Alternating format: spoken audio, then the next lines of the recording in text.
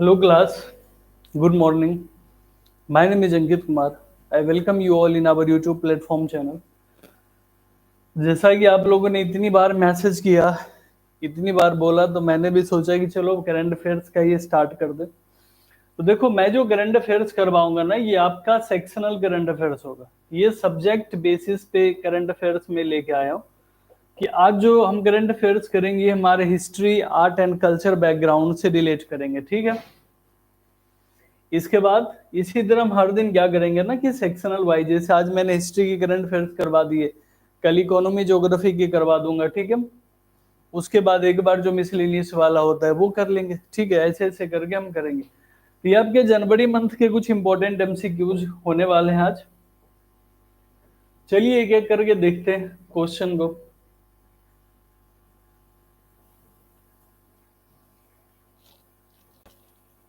Okay, question number 1 देखिए, which one of the following is loan mix world heritage site in India.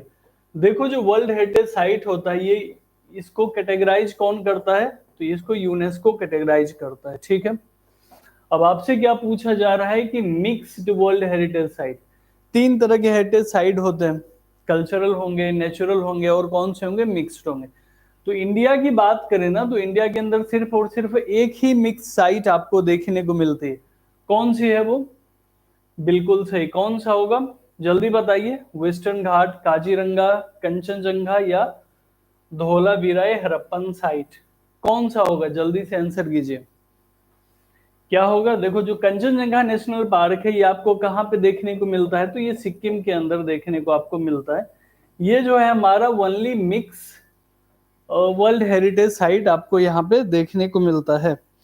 अगर India की हम बात करें तो टोटल 42 यूनेस्को हेरिटेज साइट्स हैं, ठीक है। इस 42 में अगर हम बात करें तो जो 34 साइट्स हैं, 34 हमारे कल्चरल हैं, 7 जो है वो नेचुरल साइट्स हैं एंड 1 जो है हमारे मिक्स साइट।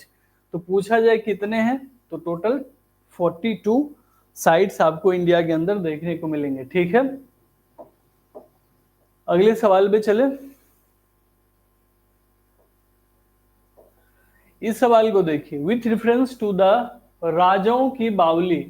देखो, राजाओं की जो बावली है इसके संबंध में आपसे कथन दिए गए, उस पर आपको विचार करना है और आपको बताना है कि इनमें से करेक्ट कौन सा है, ठीक है। स्टेटमेंट 1 कहता है, इट वाज बिल्ट बाय दौलत Khan in the rain of Ibrahim Lodi. बोला जा रहा है आपसे कि इसको दौलत खान ने बनवाया था और उस समय दिल्ली की कुर्सी पे कौन बैठा था? इब्राहिम लोदी बैठा था। Okay, good morning. देखिए, आपके लिए जो हमने हिंदी भी करवा दिया, तो आज सही लग रहा होगा आपको।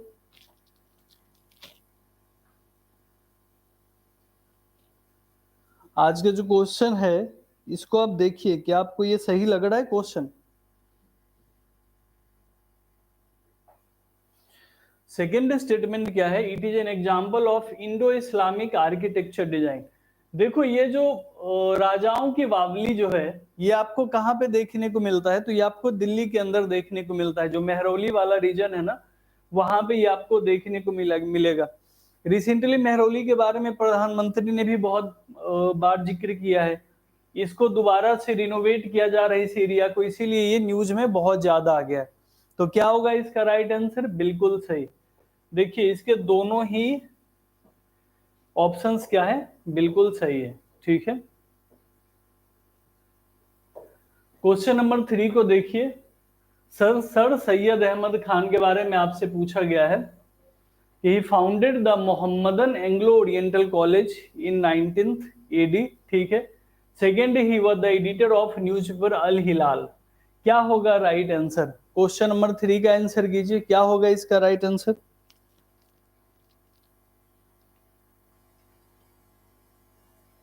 बताइए जल्दी से, क्या होगा? देखिए, 1877 में इन्होंने क्या किया था कि एंग्लो ओरिएंटल कॉलेज की स्थापना की थी। कहाँ? अलीगढ़ में, जिसको बाद में हम अलीगढ़ मुस्लिम यूनिवर्सिटी के नाम से जाने। तो ये स्टेटमेंट तो बिल्कुल सही है। सेकेंड ऑप्शन क्या है? He was the editor of newspaper Al Hilal. Al Hilal के ये नहीं थे, अल हिलाल को किसने एडिट किया था, बताइए जल्दी से, अल हिलाल को एडिट करने वाले कौन थे? देखो अल हिलाल को जिन्होंने एडिट किया था वो इंडिया के फर्स्ट एजुकेशन मिनिस्टर थे। कौन थे वो? मोहम्मद, बिल्कुल सही, अबुल कलाम आजाद। तो ये तो इनकरेक्ट हो गया ना, जब आपको ये पता था तो राइट आंसर तो वन वनली होगा। आपने सी कैसे लगाया था क्वेश्चन नंबर 3 का आंसर, बताइए। पता था फिर भी आपने गलत कर दिया। क्वेश्चन नंबर 4 को देखिए। सपिंदा सपिंदा मैरिज की बात की गई है। जो सपिंदा मैरिज होता है ना, ये भी रिसेंटली बहुत ज्यादा चर्चे में आया। क्यों चर्चे में आया? क्योंकि यूनिफॉर्म सिविल कोड आपने देखा उत्तराखंड के अंदर लॉन्च हुआ था, तो उसके अंदर इसकी बात की गई है। तो बताइए क्वेश्चन नंबर 4 का आंसर क्या होगा? पहला क्या कहता है? It is between individuals who are related to each other with a certain degree of closeness. देखो जो सपिंदा विवाह होता है ना, वो बेसिकली क्या होता है कि सपोज करो कि जैसे आप लोग कहते हो गोत्र वर्ड यूज करते हो, ठीक है। हमारे नॉर्थ इंडिया में क्या होता है, सेम गोत्र में शादियां नहीं होती। आपको पता है ना कि सेम गोत्र में शादियां नहीं होती। तो यही चीज है कि जो सपिंदा मैरिज है ना, ये सेम गोत्र के बीच की शादियों को बताता है। तो ऑप्शन नंबर 1 जो है ये बिल्कुल सही है। सेकेंड है, it is prohibited under Hindu marriage act 1955 without any exception. अब आप समझो, यहाँ पे ये जो वर्ड दे दिया ना, यहां तक ये बिल्कुल सही है। अगर यहीं पे स्टेटमेंट खत्म हो जाता तो यहां तक ये बिल्कुल सही हो जाता। ये जो टर्म ऐड कर दिया ना, विदाउट एनी एक्सेप्शन, यहीं पे ये स्टेटमेंट रॉन्ग हो गया। देखो हमारे संविधान में, हमारे लॉ बुक में ऐसा कोई लॉ नहीं है जिसमें एक्सेप्शंस ना हो। और अगर ये प्रोहिबिट इसको करता है तो कुछ जगह पे है जहां पे अलाउ भी करता है। सपोज करो साउथ इंडिया में अगर आप जाओगे तो बुआ के बेटी से शादी कर लेते हैं, मामा की बेटी से शादी कर लेते हैं। तो कुछ एक्सेप्शंस है वहां पे, ठीक है। तो राइट आंसर इसका क्या होगा? वन वनली, सिर्फ और सिर्फ फर्स्ट स्टेटमेंट करेक्ट है। सेकेंड देखो यहां तक बिल्कुल करेक्ट है, अगर इस पोर्शन की बात करें ना, prohibit under Hindu marriage act. लेकिन विदाउट एनी एक्सेप्शन दे दिया ना, तो यहीं पे ये गलत हो गया, ठीक है। अगले सवाल को देखिए।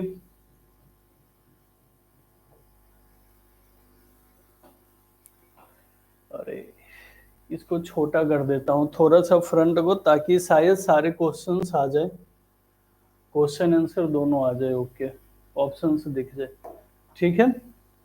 चलिए अब बताइए क्वेश्चन नंबर 5 को देखिए। आपसे पूछा जा रहा है पराक्रम दिवस के बारे में, और पूछा जा रहा है कि क्या सही है। तो पहला स्टेटमेंट दिया गया है, it was celebrated every year on January 26 since 2014। क्या ये सही है? पराक्रम दिवस के बारे में बताइए, क्या ये स्टेटमेंट सही है? पराक्रम दिवस कब हुआ था? तो देखो फ्रीडम फाइटर जो नेताजी सुभाष चंद्र बोस हैं, क्या होगा? बिल्कुल सही। कब मनाया जाता है? तो 23 जनवरी को मनाया जाता है। तो पहला स्टेटमेंट क्या हो गया? इनकरेक्ट हो गया, क्योंकि यहाँ पे 26 जनवरी लिखा हुआ है। दूसरा देखो, ये जो है ना, ये 2021 में हमारे जो प्रधानमंत्री नरेंद्र मोदी जी, इनके कहने के बाद 2021 से ये मनाया जाने लगा। तो स्टेटमेंट पूरा ही गलत हो गया। सेकेंड है, commemorate the birth anniversary of freedom fighter Subhash Chandra Bose. ठीक है, देखते हैं। During the Parakram Divas 2024 program, the Bharat Parv will be launched to showcase the nation's diversity. क्या होगा इसका राइट आंसर 5 का? बिल्कुल सही। क्या होगा? बी। 2 और 3 दोनों ही सही है, ठीक है। अच्छा एक चीज बताइए, सुभाष चंद्र बोस की रिसेंटली 2022 में हमने देखा एक होलोग्राम स्टेच्यू उनका बनाया गया था। तो वो होलोग्राम स्टेच्यू जो था वो कहां पे आपको देखने को मिला था? होलोग्राम स्टेच्यू सुभाष चंद्र बोस का कहां पे आपको देखने को मिला था? बताइए। जो होलोग्राम स्टेच्यू बनाया गया सुभाष चंद्र बोस का, नहीं नहीं नहीं, सिंगापुर नहीं, ये आपको दिल्ली के अंदर, जो इंडिया गेट जाते हो ना दिल्ली के अंदर, यहां पे आपको देखने को मिलता है। उसको टेम्पररी बनाया गया था, हालांकि उसको हटा के वहां पे एक पत्थर की मूर्ति लगा दी गई है, ठीक है। क्वेश्चन नंबर 4 को देखिए, with reference to the Karpoori Thakur. अब देखो कर्पूरी ठाकुर न्यूज में क्यों है, क्योंकि कर्पूरी ठाकुर को रिसेंटली क्या हुआ है कि इनको भारत रत्न सम्मान दिया गया है। आपको मैं एक चीज और बताता हूं साथ साथ, अगर आपसे पूछा जाए कि 2024 को इंडिया में किस ईयर के नाम से जाना जाता है, तो आप क्या बोलोगे? इसको भारत रत्न ईयर के नाम से भी जाने लगा इंडिया के अंदर, क्योंकि सबसे ज्यादा भारत रत्न 2024 में ही अभी दिए गए हैं। तो कर्पूरी ठाकुर जो थे ना, इनको जननायक के नाम से भी जाना जाता है। बिहार में पैदा हुए थे, समस्तीपुर डिस्ट्रिक्ट के अंदर। पहले ऐसे चीफ मिनिस्टर बने थे इंडिया के अंदर जिन्होंने शराब के ऊपर बैन लगाया था, ठीक है। बिहार के अंदर भी पहले बने थे। तो ऑप्शंस क्या है? He was a member of all India student federation. अगर किसी भी स्टूडेंट ऑर्गेनाइजेशन की अगर आप बात करोगे तो ऑल इंडिया स्टूडेंट फेडरेशन जो है ना, ये सबसे पुराना फेडरेशन है स्टूडेंट्स का इंडिया के अंदर। तो ये इसके मेंबर थे, बिल्कुल सही है। सेकेंड क्या है कि he played a major role in solving the issue of partition of Bengal. अब देखो पार्टीशन ऑफ बंगाल 1905 में हुआ, लॉर्ड कर्जन के टाइम पे। इनकी जो बर्थ है करीब 1920 के बाद इनका बर्थ हुआ है, तो ये क्या हो गया? इनकरेक्ट हो गया। तो राइट आंसर क्या होगा? 1 ओनली, ठीक है। इनको हाल फिलहाल भारत रत्न दिया गया है। ये बिहार से बिलोंग करते हैं, बिहार के एक्स चीफ मिनिस्टर रह चुके हैं ये। इस क्वेश्चन को देखिए, श्रीमंत शंकर देव जी के बारे में आपसे पूछा गया है स्टेटमेंट कि he reverse Vaishnavite reform saint from Assam. Second है ये कंटेम्पररी थे किसके? गुरु नानक देव के। थर्ड है ही प्रोपेगेट एक शरण नाम धर्म। देखो जो श्रीमंत शंकर देव है ना, इन्होंने क्या किया था? इन्होंने बोला कि जो आइडल वर्शिप है, मूर्ति पूजा, इसकी जगह पे आप क्या करो कि नाम जपना शुरू करो, ठीक है। तो इन्होंने बिल्कुल जो थर्ड स्टेटमेंट है ये तो 100% करेक्ट है कि इन्होंने आइडल वर्शिप की जगह पे नाम जपने को बोला था। तो क्या होगा इसका राइट आंसर, जल्दी बताइए। 7 का सी, ऑल 3, बिल्कुल सही। ये देखो ये असम में पैदा हुए थे, ये भी बिल्कुल सही है। कंटेम्पररी किसके थे? गुरु नानक देव के थे, ये भी सही है, ठीक है।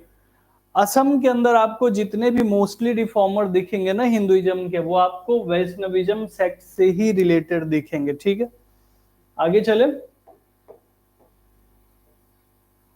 एक बात बताओ, क्वेश्चन जो है वो ठीक है, ज्यादा हार्ड तो नहीं है ना क्वेश्चन? क्वेश्चन आपको ज्यादा हार्ड तो नहीं लग रहा? क्योंकि मैंने ये सोचा कि मिक्स करंट अफेयर से अच्छा है कि सब्जेक्ट वाइज करंट अफेयर से लेके आओ, ताकि आज जैसे मैं हिस्ट्री करवा रहा हूं तो कल यहाँ पे ज्योग्राफी और पॉलिटी के करंट अफेयर्स करवा दूंगा। स्कीम्स हो तो एक साथ सारे स्कीम्स को डिस्कस कर लेंगे, ठीक है। चलिए क्वेश्चन नंबर 8 को देखिए, with reference to the Batadrava Than, which of the following statement is correct. Batadrava Than के संबंध में कौन सा कथन सही है? It is a sacred site of Vaishnavite located in Assam. The site is birthplace of Saint श्रीमंत शंकर देव। क्या होगा राइट आंसर, बताइए इसमें से। अभी हमने शंकर देव के बारे में देखा है। क्वेश्चन नंबर 8 का आंसर कीजिए, क्या होगा? बिल्कुल सही। क्या होगा? दोनों ही सही है, ठीक है। इन्होंने मूर्ति पूजा को अपोज किया और क्या बोला कि मूर्ति पूजा की जगह पे आप क्या करो कि नाम जपो। जैसे भी वृंदावन में एक बहुत ही फेमस प्रेमानंद जी महाराज है, मैं कभी कभी उनकी वीडियो देख लेता हूँ। मुझे बाबाओं से चिढ़ मचती है, लेकिन मैं कभी कभी उनको देखता हूँ, मुझे अच्छे लगते हैं वो। आप दोनों के ही आंसर सही थे। क्वेश्चन नंबर 9 का आंसर कीजिए। The Chakalia community sometimes scene is the news is associated with which of the following Indian state. Chakalia community आपको कहां देखने को मिलती है? ओडिशा, केरला, महाराष्ट्र, और ये प्रदेश लिख दिया इसको मध्य प्रदेश, आप समझ लो। कहाँ पे देखने को मिलेंगे? देखो ये आपको केरला में देखने को मिलता है, ठीक है।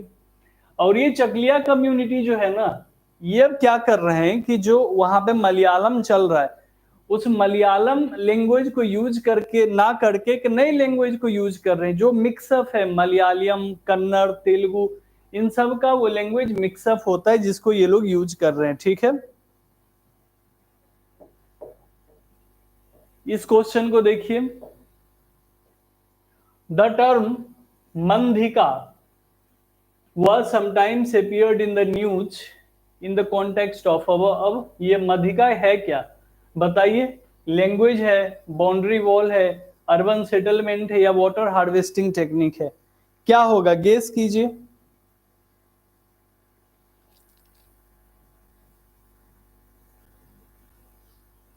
गेस कीजिए। देखो अभी जो हमने चकलिया कम्युनिटी के बारे में सुना ना, ये उसी कम्युनिटी से रिलेटेड है, तो बताइए क्या होगा ये उसी कम्युनिटी से रिलेटेड है। तो क्या है ये एक लैंग्वेज है। मधिका जो है एक लैंग्वेज है, और ये लैंग्वेज जो है मिक्सअप है, मलयालम, कन्नड़, तेलुगु, इन सब का ये मिक्सअप है। और जो चकलिया ट्राइब के पीपल है ना, ये इनके जो यूथ जनरेशन, जो नई जनरेशन है, ये इसी लैंग्वेज को यूज कर रहे हैं वहां पे, इसीलिए ये रिसेंटली न्यूज में आ गया। और दूसरा है कि प्रधानमंत्री जी ने भी जो अभी गेमर्स के साथ समिट गया था, तो उसमें ये बात की थी, इसीलिए ये न्यूज में है। Which of the following languages are given classical status in 8th schedule of Indian Constitution? Kannada, Sanskrit, Malayalam, डोंगरी, कौन सा है इसमें से? देखो 8th शेड्यूल के अंदर आपको 22 ऑफिशियल लैंग्वेज देखने को मिलते हैं, ठीक है। और आपको क्या दिखता है? 6 क्लासिकल लैंग्वेज। अगर मैं तमिल की बात करूं तो जो तमिल है ये ओल्डेस्ट है। सबसे पहले तमिल को ही क्लासिकल लैंग्वेज में ऐड किया था, कब? 2004 के अंदर, ठीक है। तो बताइए इनमें से 8वीं सूची के अंदर किन किन को शास्त्रीय दर्जा मिला हुआ है? डी 1 2 3, बिल्कुल सही। देखो डोगरी के अलावा इन तीनों को मिला हुआ है, ठीक है। इसके अलावा कौन से होंगे? तमिल, तेलुगु, कन्नड़, संस्कृत, मलयालम, और लास्ट वन कौन होगा? 6 वाला जिसको 2014 में ऐड किया गया, वो कौन सा होगा? वो होगा उड़िया, जो उड़ीसा का लैंग्वेज है ना, ठीक है।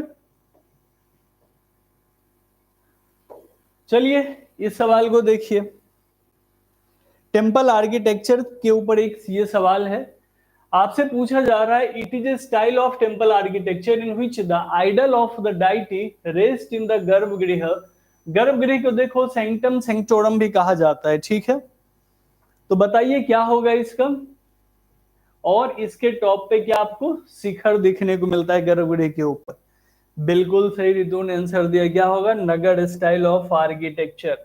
जो नगर स्टाइल ऑफ आर्किटेक्चर होता है ना, ये एलिवेटेड सरफेस के ऊपर बनाया जाता है। आपको ये देखने को मिलेगा, आपको स्टेयर्स चढ़ के जाना पड़ेगा, एक एलिवेटेड सरफेस के ऊपर आपको बना हुआ दिखेगा। गर्भगृह में हमारे मेन डाइटी होते हैं। द्रविडियन स्टाइल की अगर हम बात करें तो आपको साउथ इंडियन में देखने को मिलेगा। और द्रविडियन और नगड़ा, ये दोनों स्टाइल का अगर मिक्सअप अगर आप देखोगे तो वो आपको कहां दिखेगा? तो वो आपको देखने को मिलेगा viscera type of temple architecture, ठीक है, जो चालुक्य के टाइम पे आपको देखने को मिलता है। अच्छा, इससे एक चीज और समझिए कि जो नगर स्टाइल टेम्पल आर्किटेक्चर है, इसी के थ्रू अगर आप देखोगे ना, जो हमारा अभी अभी अयोध्या का राम टेम्पल बना है, इसका बजट अगर देखा जाए तो 9000 करोड़ है। समझो आप कितना पैसा खर्च हुआ है हमें वो टेम्पल बनाने में। चलो बन गई, कम से कम ये है कि अब तो हिंदू मुस्लिम नहीं करना चाहिए, लेकिन लोग अभी भी कर रहे हैं। चलिए क्वेश्चन नंबर 13 का आंसर कीजिए। सोमनाथ टेम्पल के बारे में आपसे पूछा गया है। देखो आपको पता है कि यहाँ पे जो है मोहम्मद गजनी ने अटैक किया था और यहाँ पे लूट मचाई थी, ठीक है। तो बताइए कौन सा स्टेटमेंट करेक्ट है?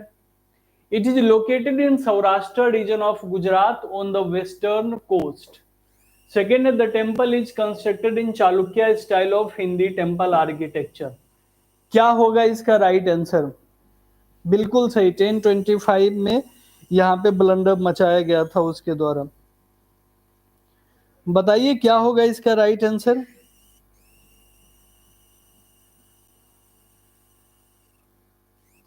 देखो ये टेम्पल जहां पे सिचुएटेड है ना, उस एरिया को, उस जगह को प्रभास पतन के नाम से भी जाना जाता है, ठीक है।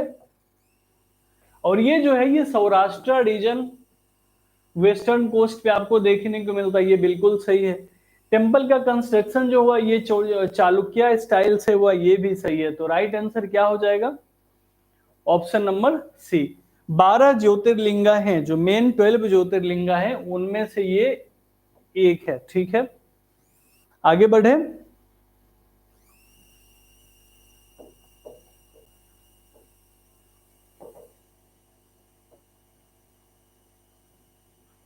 अब वीरभद्र टेम्पल के बारे में बताइए। चलिए आपसे वीरभद्र टेम्पल के बारे में पूछा गया। देखो ये सारे टेम्पल न्यूज में है रिसेंटली, अगर आपने सुना होगा तो हमारे प्रधानमंत्री जी वीरभद्र टेम्पल में जाके आरती वारती करके आए। और जहां पे भी प्रधानमंत्री जा रहे हैं वहां से डायरेक्ट क्वेश्चंस देखने को मिल रहे हैं आपको। बताइए वीरभद्र टेम्पल के बारे में। It is also known as Lepakshi temple which is situated in Andhra Pradesh. चलिए ठीक है, सेकेंड स्टेटमेंट क्या है, it is primarily dedicated to the five incarnation of lord Vishnu.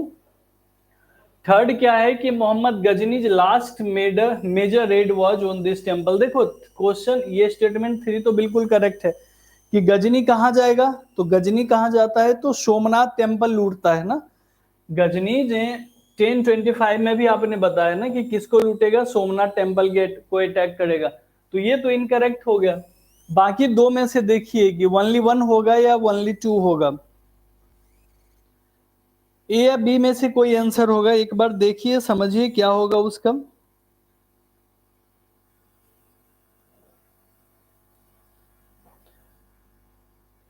देखो ये जो है ना लिपाक्षी टेम्पल और वीरभद्र टेम्पल दोनों सेम है, इसमें कोई डाउट नहीं है। अब मैं आपको एक कहानी यहाँ पे दिखाता हूँ। जो वीरभद्र वर्ड आपने सबसे पहले कहाँ पे सुना होगा, आपने सुना होगा जब देवी पार्वती जब वो सती हो जाती है पहली बार, जब वो स्टार्टिंग में आप देखते हो ना कि वो खुद को भस्म कर लेती है, तो उसके बाद भोलेनाथ अपना वो अपने अंदर से एक अग्नि को निकालते हैं वीरभद्र रूप को। यहाँ पे क्या दिया है, यहाँ पे आपको दिया है लॉर्ड विष्णु के अवतार। तो लॉर्ड विष्णु के अवतार नहीं थे, वो किसके थे, लॉर्ड शिवा के अवतार थे। वैसे भी फायर की बात हुई है, आग की बात हुई है, तो आग किसके अंदर आपको देखने को मिलता है। तो राइट आंसर क्या होगा, ओनली 1, ये इसका राइट आंसर होगा।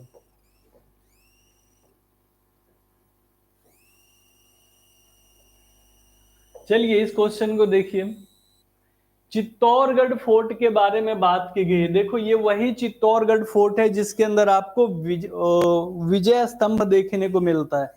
और विजय स्तंभ किसने बनाया था, तो राणा कुंभा ने बनवाया था। जब वो मेवाड़ के ऊपर विक्ट्री करता है तो उसके बाद विजय स्तंभ बनाता है।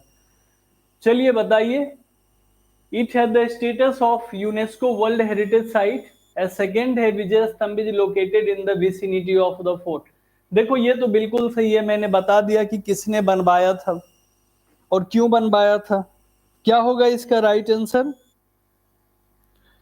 बिल्कुल सही। क्या होगा इसका, ये वर्ल्ड हेरिटेज साइट भी है और यहाँ पे विजय स्तंभ देखने को मिलता है जिसको राणा कुंभा ने बनवाया था। तो दोनों ही ये स्टेटमेंट जो है वो करेक्ट।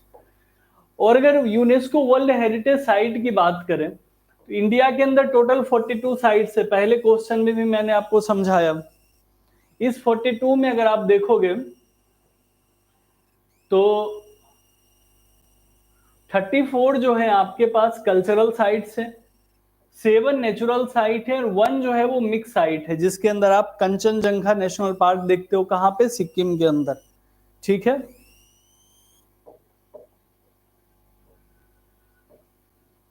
चलिए इस क्वेश्चन को देखिए। ये जगन्नाथ टेम्पल के बारे में बात कर रहा है। जगन्नाथ टेम्पल, पुरी के जो जगन्नाथ टेम्पल है उनके बारे में पूछ रहा है। With reference to the Jagannath temple which of the following is correct. It was built during the Pallava dynasty in 7th century. पहला स्टेटमेंट ये है। सेकेंड है कलिंग स्कूल ऑफ आर्किटेक्चर के द्वारा इसको बनाया गया है। तो देखो ये कहाँ पे आपको देखने को मिला है, तो उड़ीसा के अंदर, और उड़ीसा में कलिंग नगर स्टाइल का ही ये सब स्कूल है, कलिंग स्कूल ऑफ आर्किटेक्चर। तो सेकेंड स्टेटमेंट तो बिल्कुल करेक्ट। फर्स्ट स्टेटमेंट इनकरेक्ट क्यों है ये बताइए। इसको किसने बनवाया था? क्वेश्चन नंबर 16 का आंसर कीजिए, किसके द्वारा बनवाया गया था ये?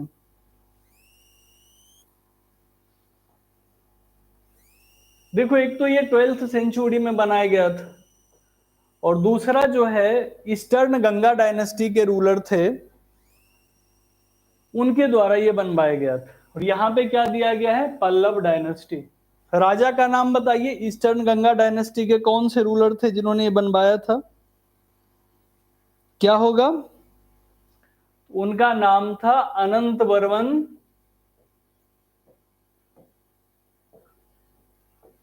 चोडा गंगा।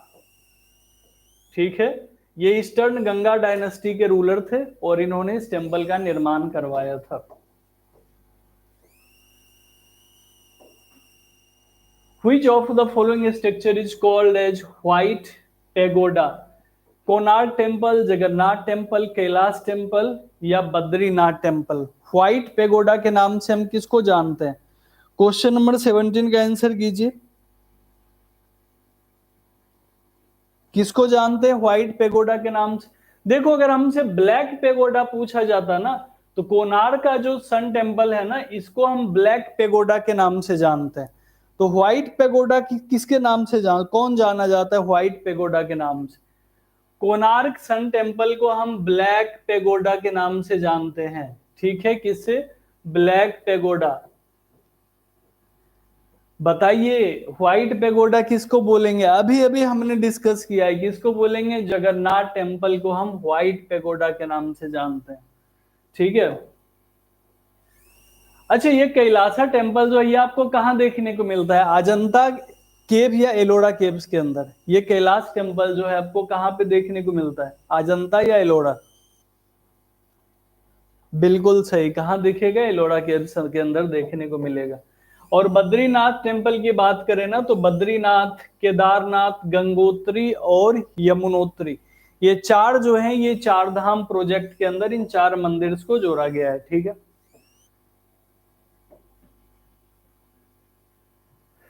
एकेम्बरेश्वरा टेम्पल इन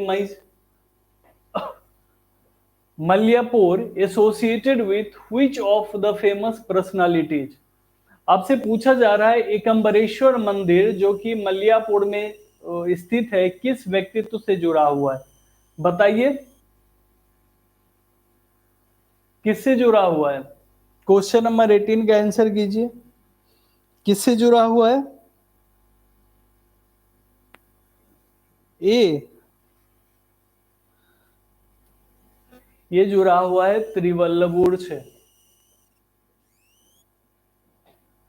सेंट पोइट त्रिवल्लभुर के बारे में आपने सुना होगा, ये उन्हीं से जुड़ा हुआ है। ठीक है, आगे बढ़े।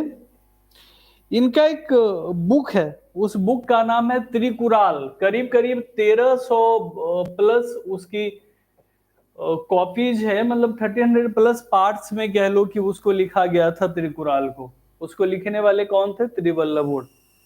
ठीक है, चलिए इसको देखिए। गंगा सागर मेला के बारे में आपसे पूछा गया है कि with reference to the Ganga Sagar mela which of following statement is are correct? Ganga Sagar मेला के संबंध में कौन सा स्टेटमेंट करेक्ट है? जल्दी से बताइए। देखो एक कहावत है यूपी बिहार में, ये बहुत फेमस होता है कि जितने भी तीर्थ है ना वहां पे आप बार बार जाओ, लेकिन गंगा सागर सिर्फ एक ही बार जाना।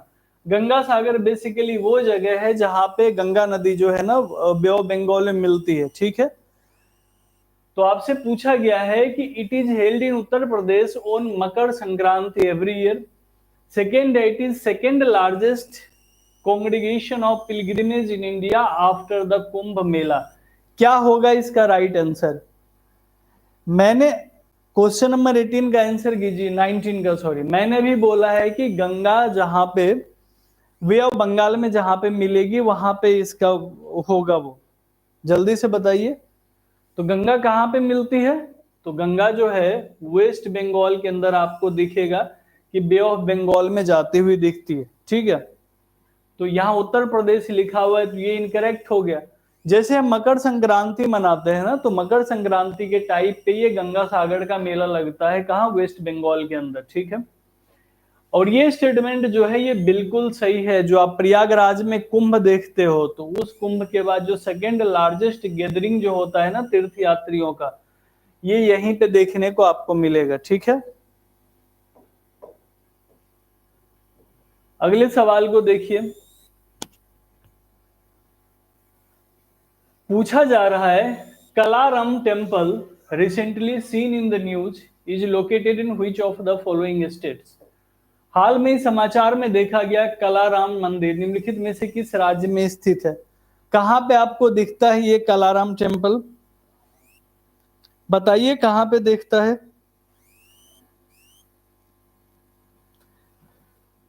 देखो काला राम है, मतलब जो राम भगवान की स्टेच्यू है वो ब्लैक स्टोन की बनी हुई है, इसीलिए इसको काला राम के नाम से जाना जाता है। कहां पे दिखता है ये, जल्दी बताइए। सी नहीं, ये आपको महाराष्ट्र के अंदर देखने को मिलता है।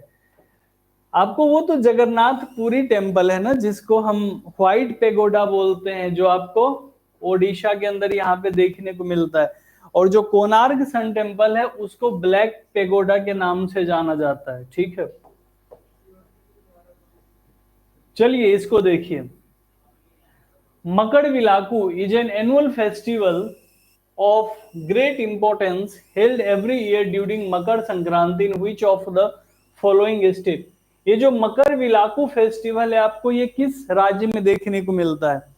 कर्नाटका, केरला, उड़ीसा या तमिलनाडु? इसका आंसर कीजिए, कहां देखने को मिलता है? जल्दी बताइए। देखो ये लॉर्ड अयप्पा से जुड़ा हुआ है। आपको पता है लॉर्ड अयप्पा अयप्पा की पूजा होती है यहाँ पे। और लॉर्ड अयप्पा अयप्पा आपको कहाँ देखने को मिलेंगे? अब तो मैंने हिंट भी दे दी, आप बता दीजिए। अरे नहीं, लॉर्ड अयप्पा आपको कहाँ देखेंगे? केरला के अंदर देखने को मिलेंगे। तिरुवनंतपुरम के आसपास आपको पहाड़ी के ऊपर लॉर्ड अयप्पा टेम्पल देखने को मिलता है।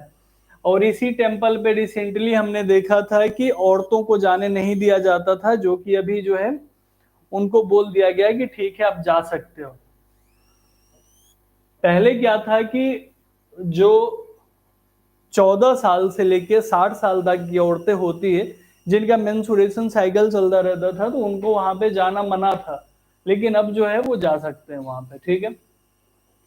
Which of the following is not an officially recognized classical language of India? बताइए इनमें से कौन सा ऑफिशियल रिकॉग्नाइज नहीं है? क्लासिकल लैंग्वेज कितने हैं? टोटल 6 है। कहाँ पे आपको देखने को मिलते हैं? तो 8th शेड्यूल में देखने को मिलते हैं।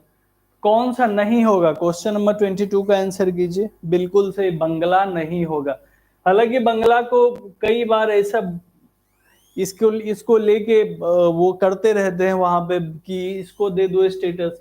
सेम अगर आप देखोगे तो पूर्वांचल वाले रीजन में भी लैंग्वेज को लेके मिथिला को भी लेके करते रहते हैं कि उसको भी ऑफिशियल लैंग्वेज करार दिया जाए, लेकिन वो नहीं है। सिर्फ 6 लैंग्वेज ही आपको यहाँ पे देखने को मिलते हैं। चलिए इसको देखिए, 4 पर्सनालिटी के बारे में आपसे पूछा गया है और आप समझोगे। He played an important role in introducing the philosophies of yoga and Vedanta to the west. मतलब वेस्टर्न फिलोसफी को इन्होंने प्रोपोगेट किया है यहाँ पे, ठीक है। सेकेंड क्या है कि Netaji Subhash Chandra Bose called him maker of modern India. देखो फादर ऑफ इंडियन रिनेशा की बात करते तो राजा राम मोहन रॉय होता, लेकिन यहाँ पे एक स्टेटमेंट दिया गया है कि सुभाष चंद्र बोस जी ने किनको बोला है मेकर ऑफ मॉडर्न इंडिया? बताइए क्वेश्चन नंबर 23 का आंसर क्या होगा? चलिए मैं एक हिंट दे देता हूं आपको यहाँ पे कि हम नेशनल यूथ डे सेलिब्रेट करते हैं इनके बर्थ एनिवर्सरी पे एवरी 12 जनवरी को Jan 12 को हम क्या करते हैं कि नेशनल यूथ डे सेलिब्रेट करते हैं इनके बर्थ एनिवर्सरी पे। कौन होंगे ये, जल्दी से आंसर कीजिए। सी कैसे होंगे, मैंने अभी तो समझाया कि राजा राम मोहन रॉय को फादर ऑफ इंडियन रेनेसा बोला जाता है, बट आपसे स्टेटमेंट पूछ रहा है कि नेताजी सुभाष चंद्र बोस ने किनको ये बोला है कि ये मॉडर्न, ये मेकर ऑफ मॉडर्न इंडिया है। और दूसरी चीज मैंने ये भी बोला है कि 12 जनवरी को हम हर साल यहाँ पे नेशनल यूथ डे मनाते हैं। तो क्या होगा राइट आंसर, स्वामी विवेकानंद। इतना हिंट दिया मैंने फिर भी आपने गलती कर दी। इतने हिंट के बाद गलतियां नहीं होनी चाहिए। चलिए क्वेश्चन नंबर 24 को देखिए। एक तरफ हैंडीक्राफ्ट दिए गए, दूसरी तरफ स्टेट दिया गया, आपको मैच करना है, जल्दी से कीजिए। पूछा जा रहा है कि कितना पेयर जो है वो करेक्टली मैच है, बताइए।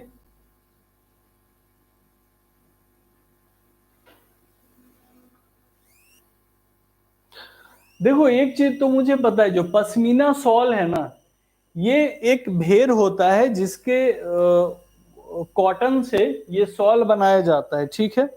ये आपको कश्मीर के अंदर देखने को मिलता है, ये तो 100% करेक्ट। बाकी आप देख लीजिए फटाफट, एक बार मैच कीजिए क्या होगा 24 का आंसर क्या है। बिल्कुल सही, सारे पेयर्स करेक्ट है। जो कपड़ा गंदा शॉल है ये आपको उड़ीसा में देखने को मिलता है। रेड येलो ग्रीन तीन कलर के यहाँ पे आपको और कलर्स, इसमें नेचुरल कलर्स देखने को मिलेंगे। चेकसांग शॉल की बात करें तो ये आपको कहाँ नागालैंड के अंदर देखने को मिलेगा। और पश्मीना शॉल की बात करें तो ये आपको कहाँ दिखता है, तो पश्मीना शॉल आपको कश्मीर के अंदर देखने को मिलता है, ठीक है।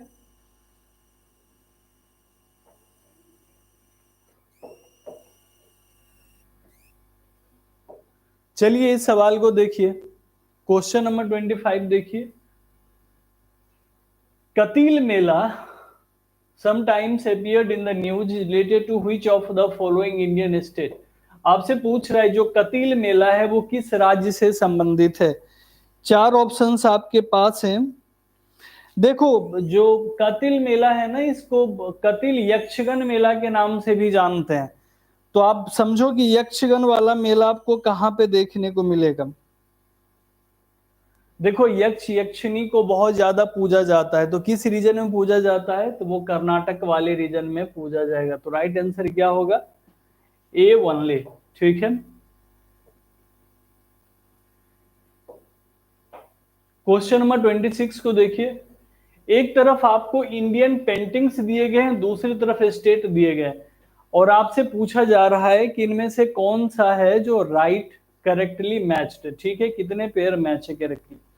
देखो मधुबनी पेंटिंग की बात करें तो मधुबनी पेंटिंग आपको दरभंगा मधुबनी रीजन, बिहार का जो रीजन है वहां पे आपको देखने को मिलता है, ये बिल्कुल सही है। जो वारली पेंटिंग है, ये वॉर्लिंग पेंटिंग आपको कहां पे देखने को मिलता है, बताइए जल्दी से।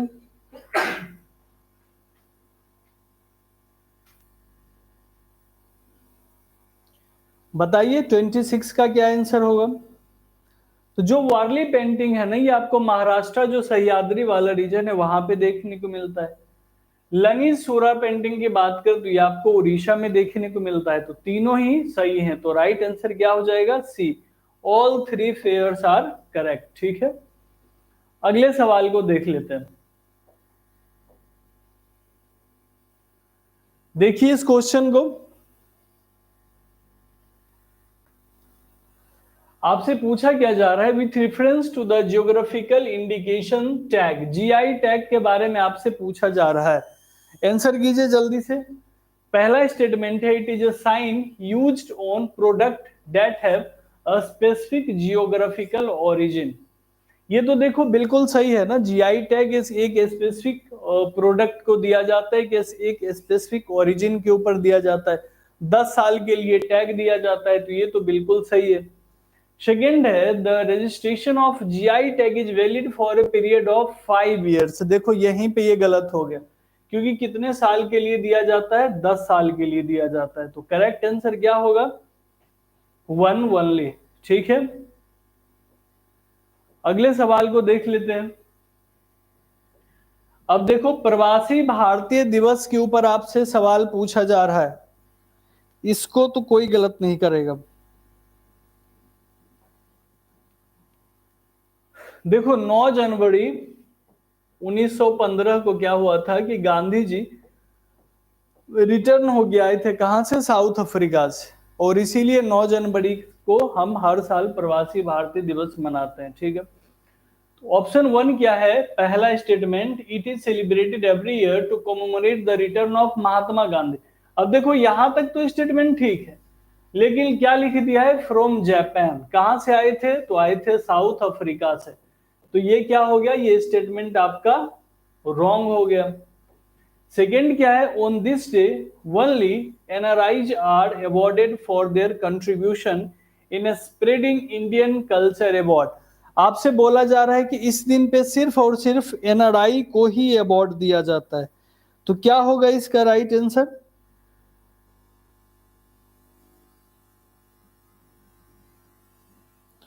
देखो यहां पे क्या होता है कि जो ओवरसीज इंडियंस हैं उनको भी दिया जाता है, नॉट ओनली एनआरआई। तो क्या हो जाएगा, नाइदर 1 और 2। ठीक है,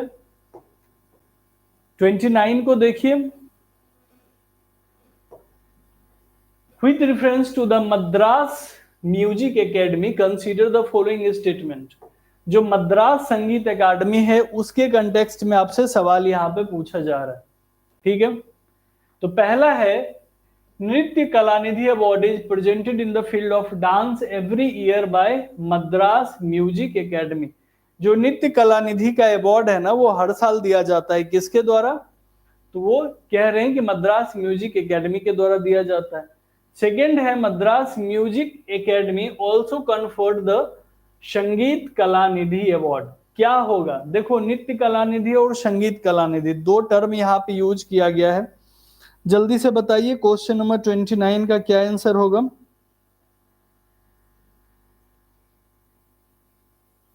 देखो ये जो होता है ना कि मद्रास म्यूजिक एकेडमी जो है ये एनुअली ऑर्गेनाइज करती है, और यहाँ पे आपको दोनों ही अवार्ड देखने को मिलेगा, नृत्य कला एकेडमी अवार्ड भी और मद्रास म्यूजिक एकेडमी भी।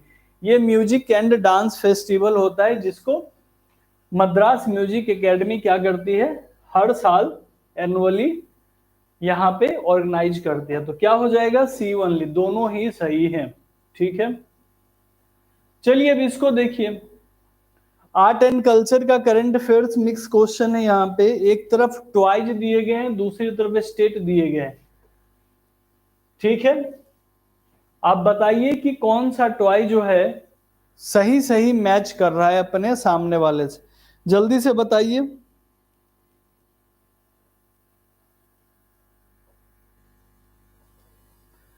देखो गलड़ पुटुल ये जो है ये आपको कहां पे देखने को मिलता है, तो गलड़ पुटुल किस रीजन में आपको देखने को मिलता है, जल्दी से बताइए। तो ये आपको वेस्ट बंगाल वाले रीजन में देखने को मिलेगा, ना कि आंध्र प्रदेश वाले रीजन में। तो ये तो इनकरेक्ट हो गया। और ये जो है ना इटी को पका बोमालू, ये आपको कहां पे देखने को मिलता है, तो ये आपको गुजरात में देखने को मिलता है, ना कि तमिलनाडु में। तो 1 एंड 3 जो है ना ये दोनों ही इनकरेक्ट है। करेक्ट कौन सा है, दिगदा दिंगला, जो कि गुजरात के अंदर है, सिर्फ एक ही करेक्ट है। तो क्या होगा, ओनली 1 पेयर। ठीक है,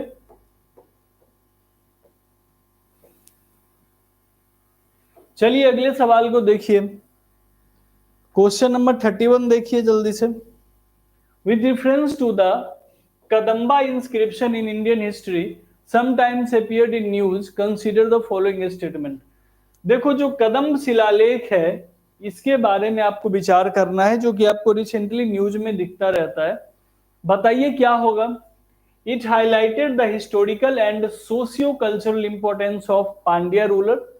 सेकेंड है, its epigraphy is engraved in Tamil and Nagari characters.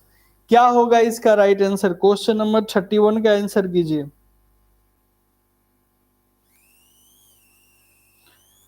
देखो ये जो है ना ये आपको गोवा वाले रीजन में देखने को मिलता है। ठीक है, तो अगर गोवा वाले रीजन में देखने को मिल रहा है तो पांड्या रूलर्स वहां पे कभी रूल नहीं किए थे, तो ये आपका क्या हो गया, इनकरेक्ट हो गया।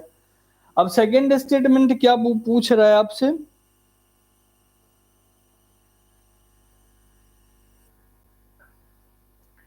कि सेकंड है कि तमिल एंड नागरी कैरेक्टर, नहीं ये जो है ना संस्कृत में लिखा गया है, ठीक है। अगर लैंग्वेज की बात करें तो ये संस्कृत में लिखा गया, तो ये भी इनकरेक्ट हो गया। तो राइट आंसर क्या हो गया आपका, डी, नाइदर वन और टू, ठीक है। चलिए क्वेश्चन नंबर 32 को देखिए। अब 2-3 क्वेश्चन ही आई थिंक बचे होंगे आपके सेशन के, जल्दी जल्दी देख लेते हैं। With reference to the history of India the term like Pairjunka, Bilkhoda and Kurukula were related to. आपसे पूछा जा रहा है कि भारत के इतिहास में के संबंध में पैरजुंका, बिलकोडा और कुरुकुला जैसे शब्द किससे रिलेटेड हैं, तो किससे रिलेटेड होंगे जल्दी बताइए, क्या होगा इसका राइट आंसर।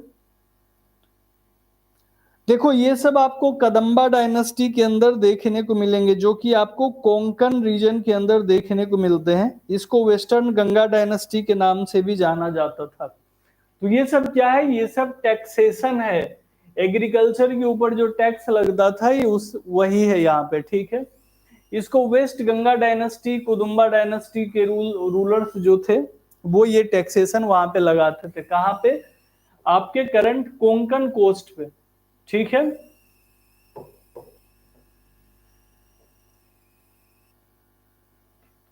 चलिए इस सवाल को देखिए, पोइला बैसाख। अब पोइला बैसाख जो है एक तरह का फेस्टिवल है, आपसे पूछा जा रहा है कि ये पोइला बैसाख है ये है क्या, बताइए जल्दी से क्या होगा ये। पहला स्टेटमेंट है, it is the first day of month of Baisakh of Bengali calendar commencing Bengali new year. देखो ये बिल्कुल राइट स्टेटमेंट है। जो पहला दिन होता है बंगाली कैलेंडर का उसे हम किस नाम से जानते हैं, पोइला बैसाख, या पहला दिन, फर्स्ट डे पोइला बैसाख के, ठीक है। It has been declared the state day by the West Bengal government. देखो रिसेंटली जो वहां की चीफ मिनिस्टर है ना, उन्होंने डिक्लेयर किया है जो पोइला बैसाख है या फर्स्ट डे ऑफ बैसाख, इस दिन क्या करेंगे कि स्टेट हॉलीडे वहां पे सेलिब्रेट करेंगे, स्टेट डे सेलिब्रेट करेंगे, साथ साथ हॉलीडे भी रहेगा वहां पे, ठीक है। तो राइट आंसर क्या हो जाएगा, सी, दोनों ही स्टेटमेंट इसके करेक्ट है। चलिए क्वेश्चन नंबर 34 देखिए, which of the following war is related to treaty of यादाम्बो। अब आपसे पूछा जा रहा है कौन सा युद्ध यादाम्बो की संधि से मेल खा रहा है, जल्दी से बताइए कौन सा करेगा, बताइए जल्दी से। देखो 1826 में ये युद्ध लड़ा गया था, असम और वर्मा वाले रीजन में आपको ये देखने को मिलेगा, और बर्मीज के साथ ही युद्ध हुआ था। तो क्या हो जाएगा इसका right answer, Anglo Burmese war, ठीक है।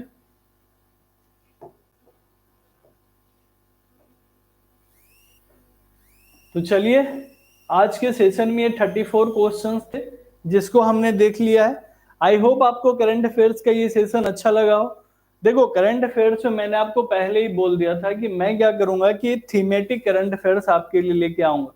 जैसे आज मैंने हिस्ट्री और आर्ट एंड कल्चर के थीमेटिक करंट अफेयर्स किए, अगले क्लास में हम क्या करेंगे कि पॉलिटिकी, इकोनॉमी, इन सब के थीमेटिक क्वेश्चंस कर लेंगे, ठीक है। तो मिलते हैं अगले क्लास में, तब तक के लिए थैंक यू सो मच।